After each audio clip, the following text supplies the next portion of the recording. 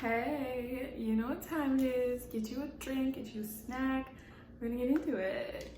Yeah.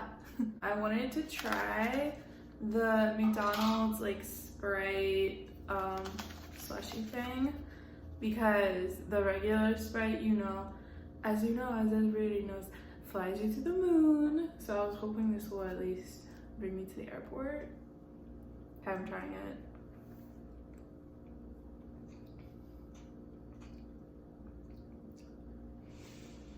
It's bringing me to Walmart for Lemon Pledge, but oh well. Really excited to do this video. I have fun watching the shows this week. Sorry, last week's video was very quick. I was busy, but this week I had a little bit more time. So I just decided to watch it and like realize things and notice things. So yes, hopefully this will be a better video than last week, but I don't know, I still love doing these, so I'm gonna keep doing them as long as we're making episodes.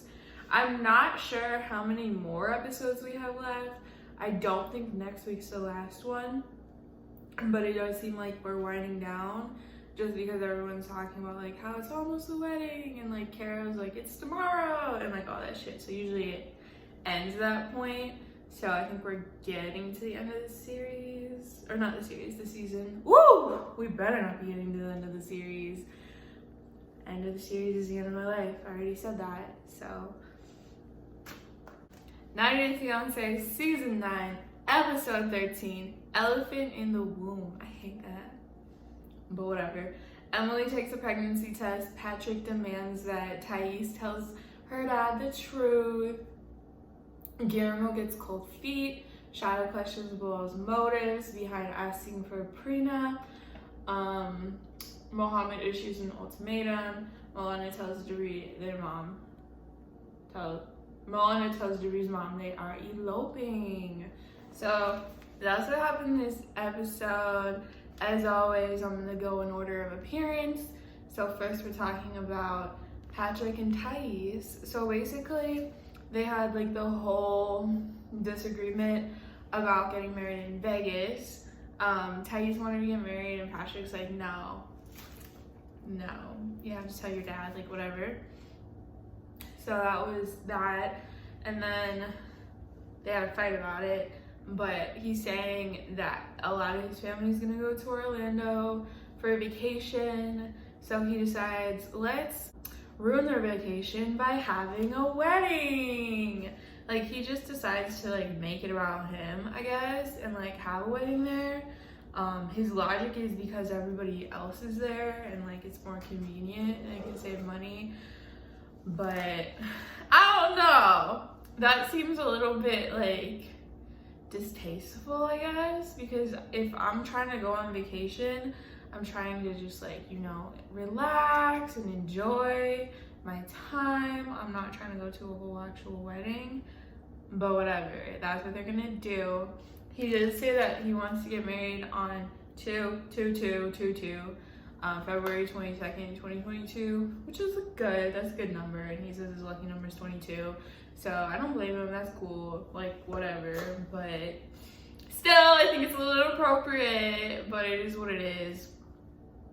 Thais' problem with this is that he basically had decided on his own, let's get married in Orlando, let me like book everything. And she's saying like he went ahead and like booked her makeup stylist and her hairstylist and like all that shit too.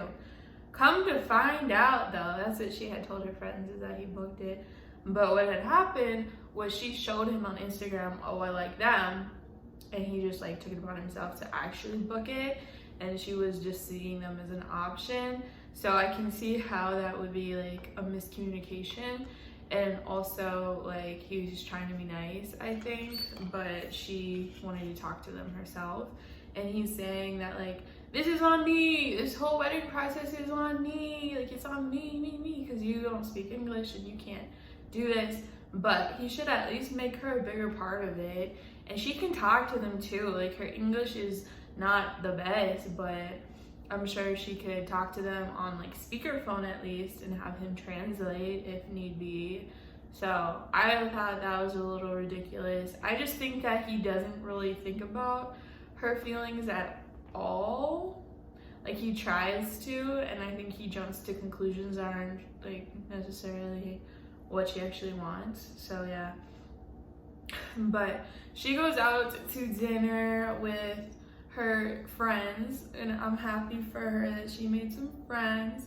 Actually, some of the like random girls who had come over to the house for the like surprise party, she became friends with, and then one of them knew someone who was from Brazil, so they hit it off, and you know, they can speak the same language, so that's cool, and I'm happy for her.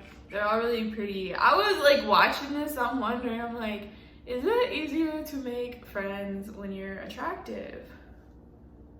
Probably is.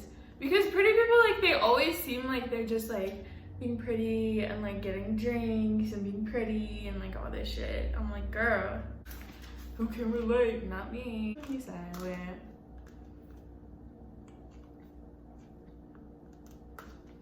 So basically he's like, sorry, communication isn't natural for me, but what's natural is deadlifting 600 pounds, and I don't understand how other people are weak. Like, bitch, that makes no sense, for one, and for two, you do steroids, so it doesn't come easy to you. That's like me, like on Xanax, being like, talking to people is so easy, relaxation is so easy. I don't get why other people aren't relaxed. It's like, you know, don't make sense. But that's what was happening. And then they were like arguing about everything and how she's gonna tell her dad now. And on the table, she had like Pepto-Bismol. I was like, I feel bad if they're like discussing all this. Well, she don't feel well, so that sucks. But in the next episode, we're gonna see her tell her dad they are getting married, which should be interesting. Good luck. So now it's the horses in the back, so you know it is Emily and Kobe. I don't know if they did like the one shot just one day and one day only, but it's always overcast skies there. Like, it's kind of sad. So I don't know what that's about, but geez, it makes me never want to go there in my life. I've been there one time and it wasn't overcast, so I don't know, but yeah, ridiculous. I don't need to go back either, like, it's fine, it's whatever. But we're in Kansas with the horses and with Emily and Kobe. So that's what's up. Emily's like, we're just gonna run an errand, just you and me. And they go to a pharmacy because she is late on her period and they have to take a pregnancy test in the store. Why do they have to take it in the store? Well, you see, she doesn't want people to see her take it in her home. Why doesn't she want people to see her take it in her home? Well, because she lives with her fucking parents and she's 30 years old and she already has a kid, and the one rule of living with her family was that she wouldn't get pregnant again. So she done fucked up. Basically, I guess Kobe was saying don't be on the pill for whatever reason. I don't know why he said that, I don't remember, I didn't catch it.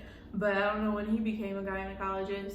And then she's like, but we don't use condoms because I use like natural cycles on her phone, her app.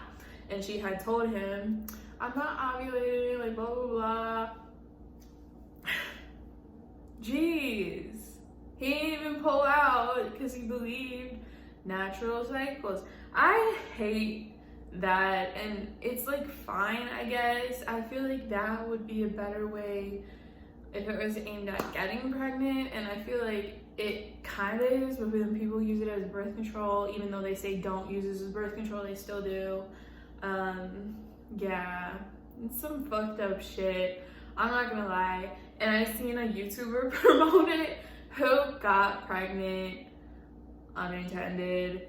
So whenever I see that, I'm just like, that's some bullshit. You don't need to be promoting that. And it's always people with kids who promote it, so that's a little sus. But yeah, I don't know. That one YouTuber who promoted it though, like, she's in her bag. and she knows that whatever she's promoting is bullshit, and the stuff she's saying out her mouth is bullshit. She knows, and she knows that her audience knows, and we know that she knows, but we all just let her do it. I don't know, but I don't fuck with that. But anyways, it didn't work out so well, because now she's pregnant, and they're like, oh no, and it's like, bitch, you knew what she was doing, and he knew what he was doing, and it's like, I guess they should just use condoms or accept the reality. And that's on this period. So, and then she's like, but we're not gonna tell anybody until after the wedding. Why? Because her parents are paying for it, and they're not gonna want to when they find this out. Girl. That's some bullshit. So next we have Pixar and Son, aka Kara and Guillermo, and now they're getting ready for a wedding because Guillermo's brother had passed away, so they wanted to make it like more like, you know, sentimental or some shit. I don't know, that's how they put it. So they're getting ready for the wedding. Kara seems excited, which is cute. And they are like tying little like bow things on. I look like little bottles of tequila. I was like, ooh, okay, that seems fun. So that's what they're doing. And then Kara's being like such a mom, and she has the mom bob, so it doesn't help. And she's like, you need to make sure you have a haircut and your suit. Do you have your pants? Do you have your shirt? Do you have your jacket? Do you have your tie? Do you have your cufflink? Like all this shit. It's like, girl, just let him do him. If you don't trust him enough to dress himself, do you really need to be marrying this fool? Like, girl. And then he's getting frustrated basically because she's being such a mom and she thinks he's being controlling. And then so he's getting his hair cut, and he's like, it took me forever to find somebody who I liked in the DR, and then I finally found them. So like now he's nervous she's gonna fuck up his hair, which I understand because I've been through one too many hair tragedies. So now I just do my own hair because I don't trust anybody. So I get it. And then the lady who's doing his hair was like, oh yeah, I got married 7 years ago. We're not married anymore. It's like, girl, why would you say that? Oh my God. Like, okay, way to bring down the mood. And then he's telling her like, oh yeah, she is kind of controlling and like all this shit. And basically hair lady's kind of telling him to not get married, but okay. And then they go on a date together, and she's like, you need to slow down because I have to take little steps because I got heels on. Girl, learn how to walk in heels. The fuck? I love heels. Makes me feel tall and like profession shit. I don't know. I love heels, but yeah, she need to learn how to walk in them a little bit better, but okay. That's not the point.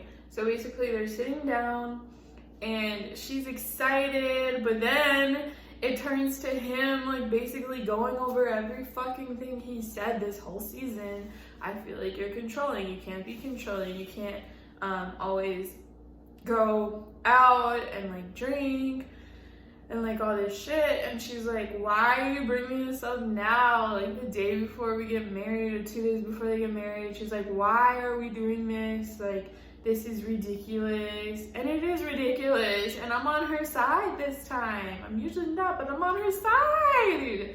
That makes no sense. You had 90 days to bring this shit up, and now you're gonna bring it up, and he already brought it up before. So if it was a deal breaker, he could have just said, no, it's a deal breaker, okay, but bye. But he like continued to like go on and plan a wedding. No. I was rooting for you. We were all rooting for you. Like, it doesn't make sense. Jeez.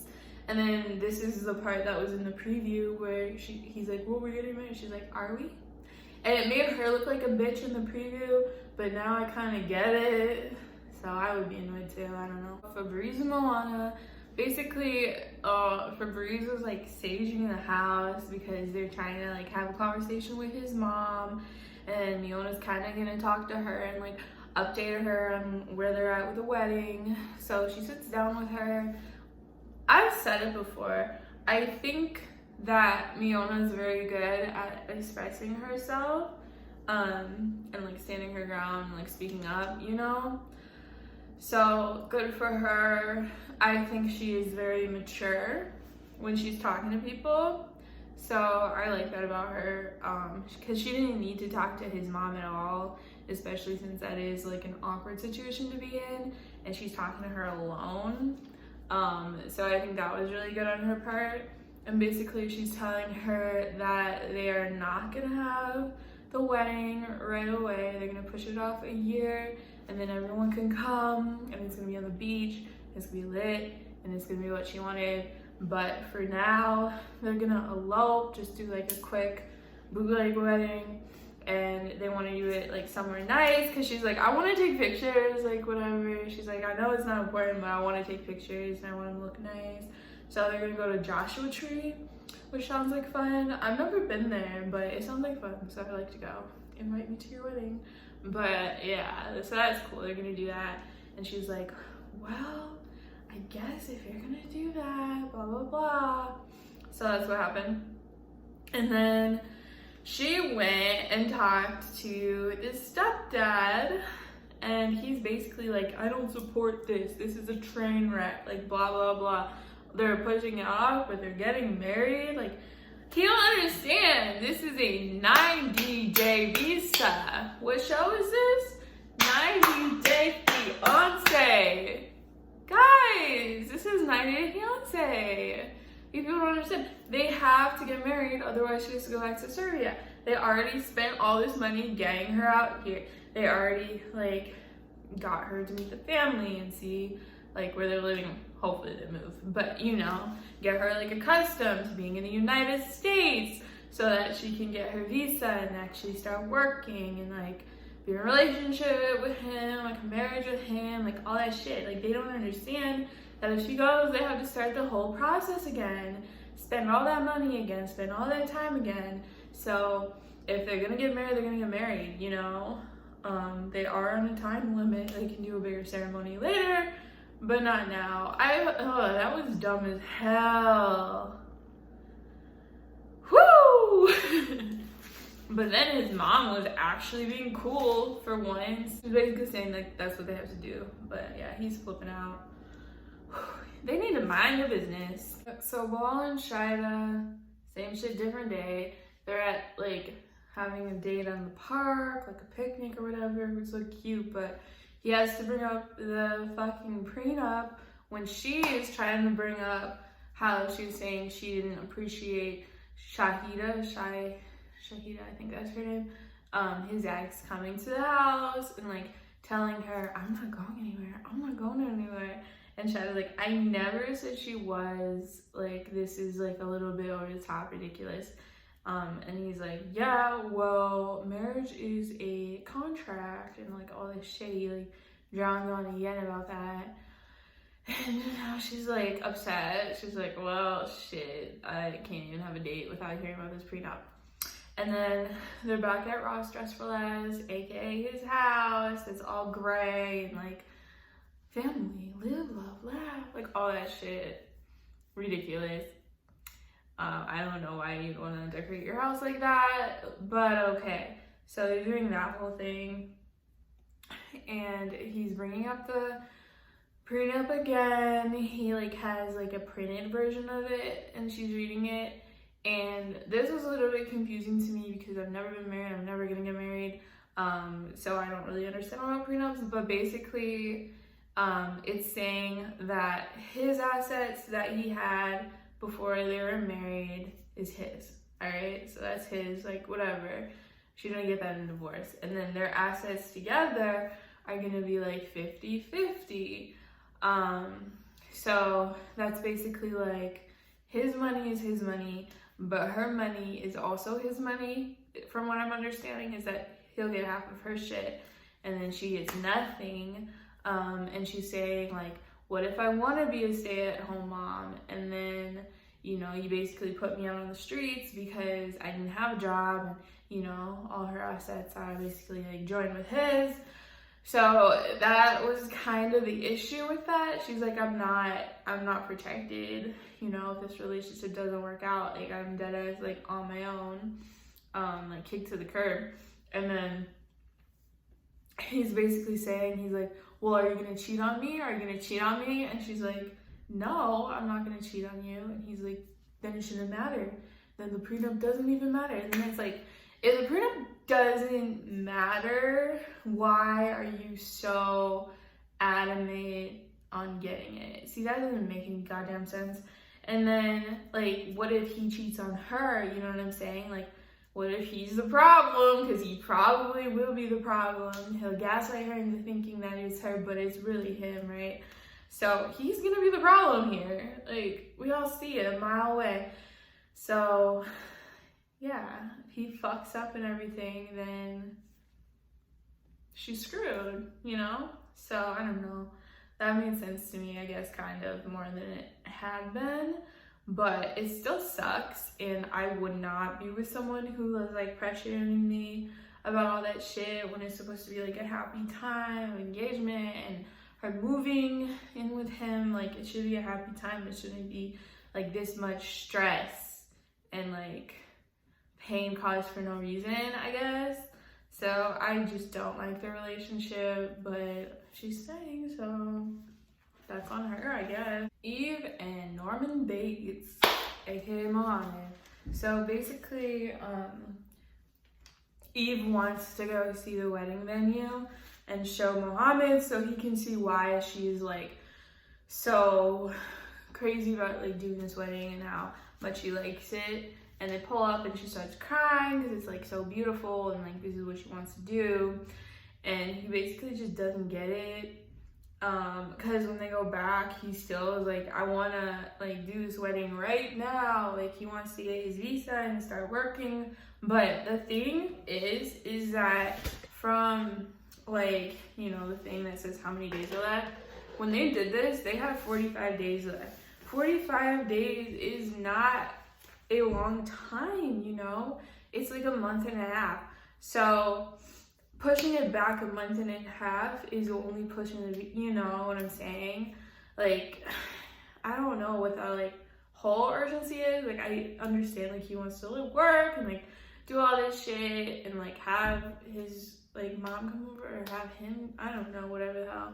But it's only a month and a half at the end of the day. So, and I think if there was a real urgency, Eve would, you know, do the courthouse, like whatever the hell. But he's just anxious to see Mother. Makes me want to watch Bates Motel. I've only seen the first episode. Let me know if I should get into it because I need a new drama series to watch now that Stranger Things is over. Let me know if I should watch it, if you've seen it. But anyways, he's just like really pressed about this. So much he like was texting her when they were in that same house, like a room away. He's saying, wait, I have a receipt. He said, maybe I should get another sponsor. Like, bitch, what the fuck? What the fuck? Like, that was so hurtful and wrong. So hurtful and wrong. And then another thing he's saying is like, I want to do like a religious one, like in a mosque. And Eve's basically like, no, I don't want to do that. I feel like I'm going to be judged, like whatever. Like, she just wants like peace and like a relaxing like wedding day without having to worry about all that. And he knew that she was not Muslim. So he should have like understood that. But yeah. And he's like, I don't care about a nice wedding, like blah, blah, blah. And he told her, he's like, when you care about me, I will care about you. Like, she cares about you deeply. Like, that's why she's trying to, like, have a nice wedding with you, but you're being, like, an asshole about it. That was so sad. I feel bad for her. Like, that sucks. And he's like, well, then I'll leave, you know? Get me on a flight to Egypt. Like, I'm going. Like, if someone did that to me, I would be like, done. Goodbye. You know, I'd kick them to the curb. He's a man. Like, he can fend for himself. Like, shit. It's not okay how he was talking to her. But on Instagram, like, they were posting together, so I don't know, but ridiculous to me, I don't know. It's probably where I'm always single, like, really single, like, all the time, like, I'm single. I'm dropping hints that I'm single. But yeah, that's it for that. I had a good time watching that episode. I watched it this morning and I thought it was good. So yeah. And then moving on to Family Chantel. I actually seen this episode twice. Once I was really tired and I didn't take notes, and then I just watched it right now.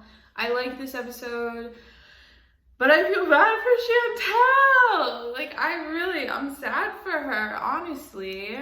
But here's what it says. It says, Family Chantel Season 4, Episode 5, Unusual and Highly Suspect.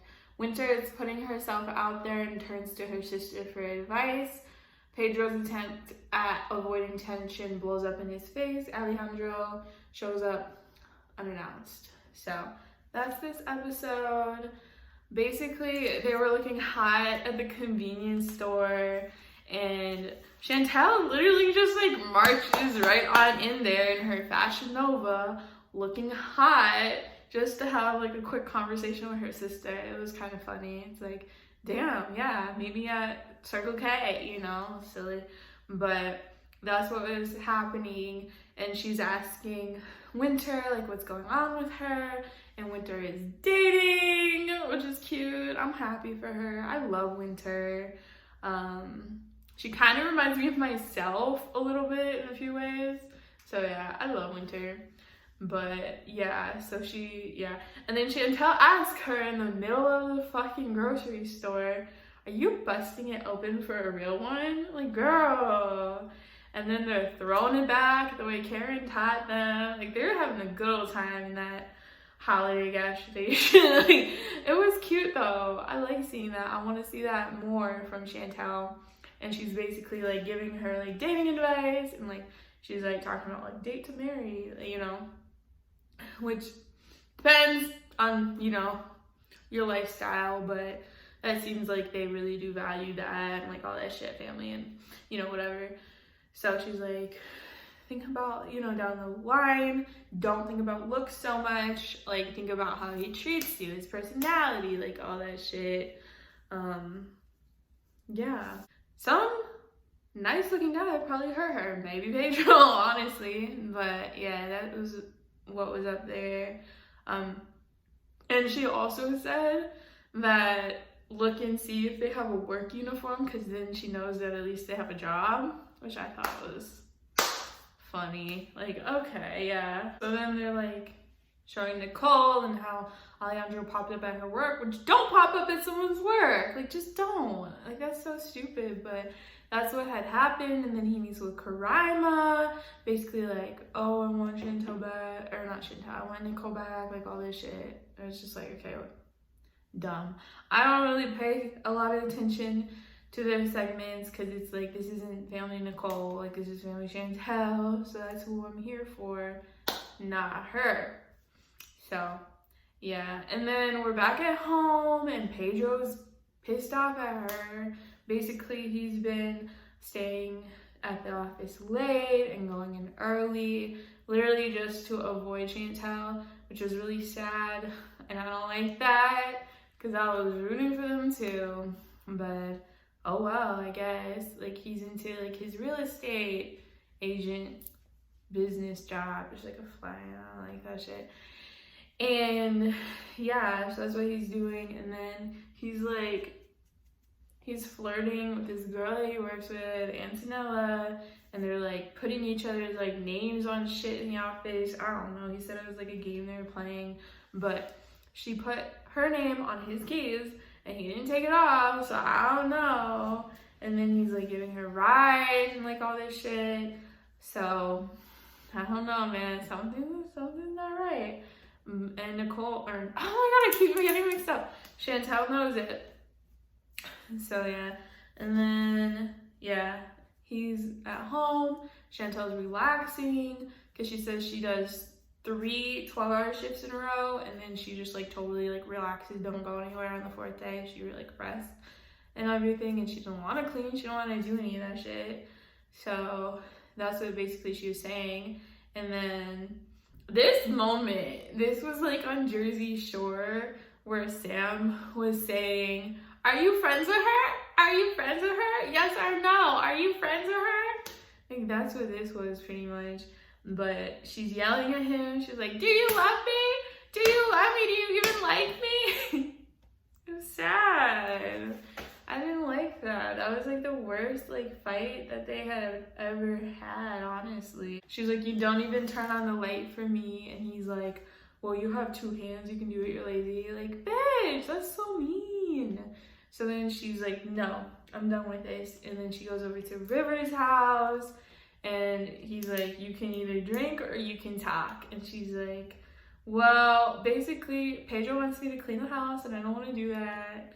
And they're like laughing. It was kind of cute. And she sleeps over.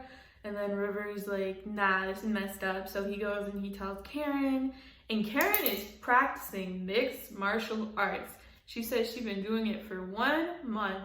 And then Thomas, who always has 1 line and 1 line only on the show, in each episode, he says, it's for her chi. So that was cute. It's a love, supportive husband. And so that's what they were doing.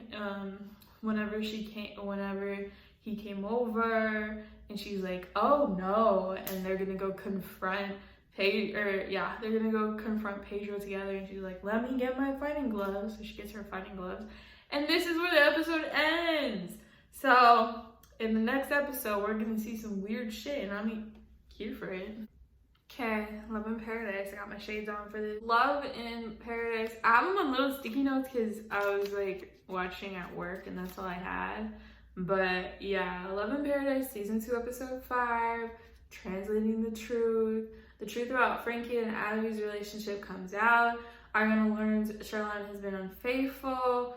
Amber and Daniel get a roommate. Val meets Carlos's friends and has to defend his poly ways. So, okay, that's what happened in this episode. This was a good one, for sure. I do like this show.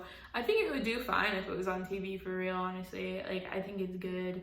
I think these couples are maybe even more interesting than the ones on regular 90 Day at the moment. So, yeah, I like it. I like the show. If you're wondering if you should watch it or not, you should. So yeah, starting off, I'm going to talk about Ariana and Sherlon. He keeps dragging his feet with the paternity test because she wants him to do the paternity test so that he can put his name on the baby's birth certificate. And he's like dragging his feet. I think that he knows he's the father, but he doesn't want to get the name on the birth certificate because then he'll be like legally responsible for him. So yeah, it's like very obvious actually, and sad because she's younger and he's like 50 years old. He says he's younger, but he's not. That man's 50 years old. So yeah, he doesn't even want to go to the United States anymore.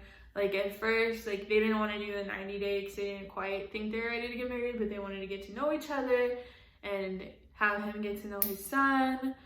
So they were gonna have him over like on a visitor visa, and now he's like, I don't even want to do that anymore. And she's like, well, how, are you gonna get to know him then? And he's like, we could figure something out. It's like, bitch, what? You're gonna clone yourself? Are you gonna become a holograph? Like, what's going on here? He just sucks. He sucks, but he was never solid, and she didn't take a hint, but he still sucks. He sucks. She asked him, she's like, so you got hoes, I don't think she puts it that way, but that's what she's basically saying. And he's like, well, I can't lie, I got hoes.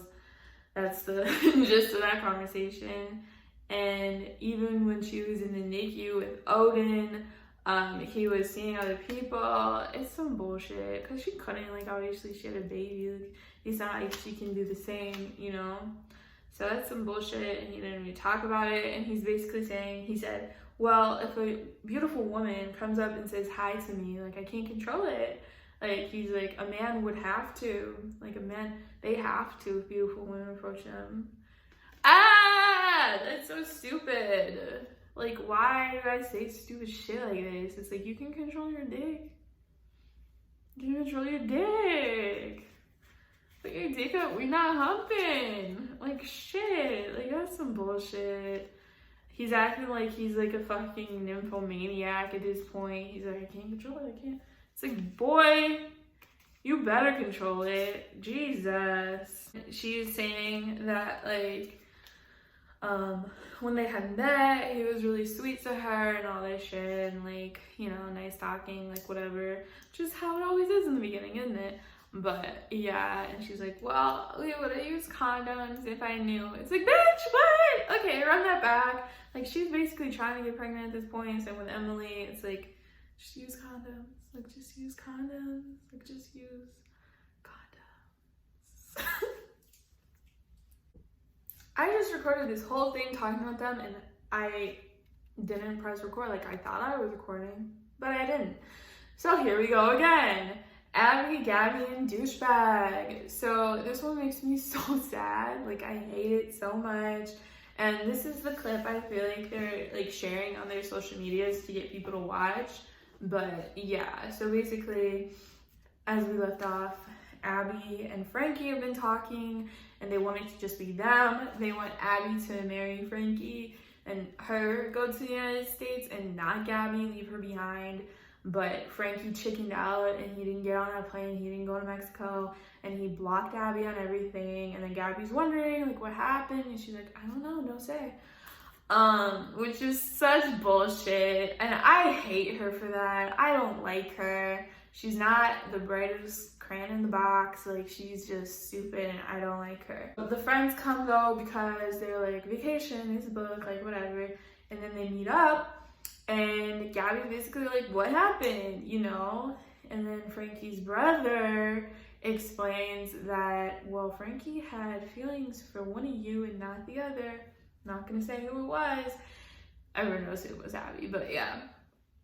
And Gabby doesn't speak English, so Abby's supposed to translate to her, and she's like, this puts me in a difficult position. It's like, no, that doesn't put you in a difficult position. You put you in a difficult position. Like, that fucking sucks. But finally, like, she just, you know, says what he had said, is that, you know, basically they have, you know, feeling, and then she was gonna go and marry Frankie, and then, oh, later though, we would bring you over, surprise. But it's not a surprise. It's a surprise because you didn't think you'd get caught, or you didn't want to get caught, or you were just putting it off, like procrastinating getting caught. But yeah, and then she makes it seem like she would still have like Gabby, even though she was supposed to break up with her. Some bullshit. She was never part of the plan, which sucks. And so obviously Gabby's very hurt by this, and I feel so bad for her. I hope that, you know, things get better for her, because that sucks. I hope that life treats her well after this. Like, that sucks. Yeah. If they're together, though, I'd be mad if she and Abby are still. I don't think so, though. I don't think so. So, yeah, dump her.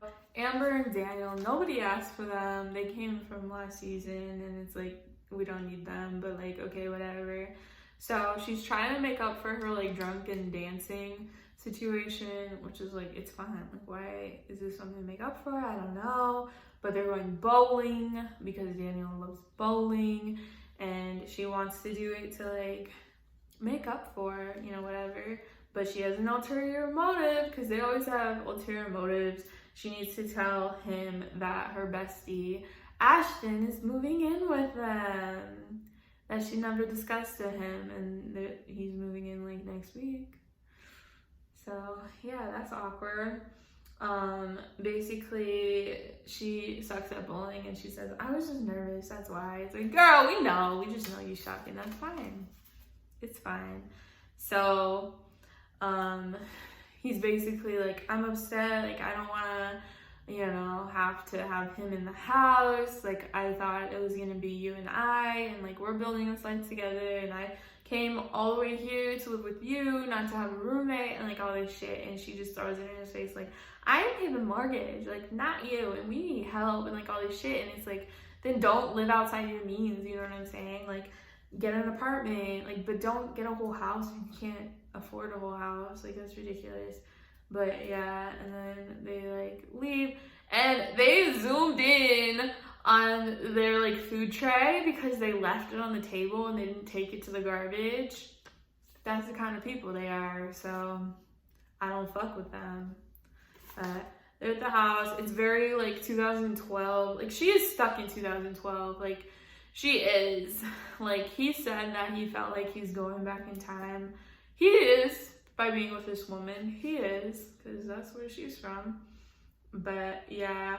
And then Ashton moves in and he's not really upset. Or well, Ashton moves in and Daniel's upset.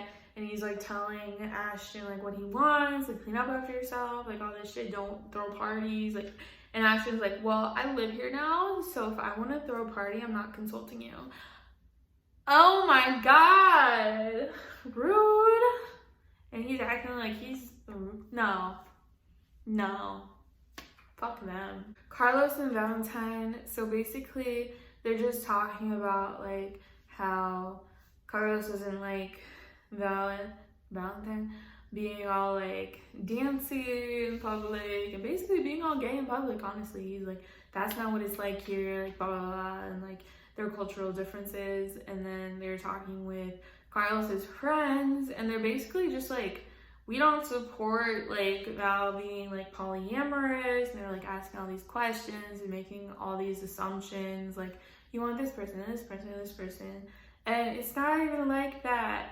And I feel like there's a lot of like discourse right now on Twitter about like people being poly, and I just don't think they deserve that. Like it is like a type of lifestyle and it is about like making real connections with other people. It's not cheating and it's not having an open relationship. It's having different like relationships with other people, like several or a couple or like whatever. It's not cheating. And if you're in a polyamorous relationship, you're communicative about it. Like you communicate, like I'm with this person, or like whatever. Like this is what I'm going. This is where I'm going. This is what I'm doing. It's not sneaky, and both parties agree with it, and both parties like So it's so stupid, and I think people are so judgmental because they're just thinking like cheating if you think of one person in a relationship with somebody else. But I think people need to think about it more as like multiple relationships, just like friendships. Like you have friends here, you have friends there. They're all your friends, You might be closer to other people, but like they're all friends. Like you have a capacity to have a connection with multiple people, right? So why is it such like a weird thing to be polyamorous? Like I don't get it. Could I be in a polyamorous relationship? Maybe. Kind of thinking about it. Like, it's not what people are saying it is. Like, I just think it's, like, stupid and really, like, judgmental for people to say that. But I keep getting mixed up. Valentine has made it clear I'm polyamorous. If it is a big deal breaker, then Carlos has to say, I can't do this, goodbye. And, like, cut the connection off. Don't like string them along. And like that's the like major problem with a lot of these people is that they have their deal breakers and then they're like, that's a deal breaker, but they still remain in a relationship with these people, So that's my quick speech on polyamory. Leave polyamorous people alone. Like you need to mature. Like people are like, grow up about polyamorous relationships. So just like, no, you grow up and open your small mind. And that's that. Guys, I enjoyed making this video and talking about my shows. I hope you enjoyed watching it. If you do, like and subscribe. And I'll see you next Sunday. Bye.